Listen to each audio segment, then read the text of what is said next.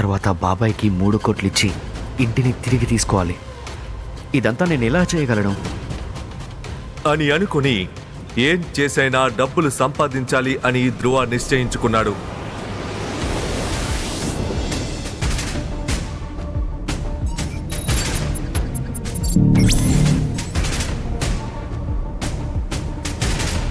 చూస్తుండగానే తన శరీరం మొత్తం బంగారు కవచంతో కప్పబడిపోయింది. ఇప్పటి వరకు ఎవరు వెళ్ళని చోటుకు నేను వెళ్ళాలి. అందుకు నా జీవితాన్ని పణంగా పెట్టాల్సిన అవసరం వచ్చినా సరే, ఎందుకంటే నాకు మరో దారి లేదు.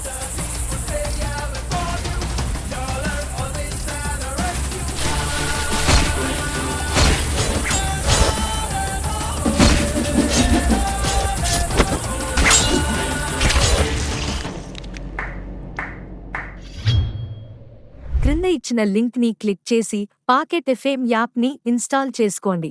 Stay tuned to Pocket FM.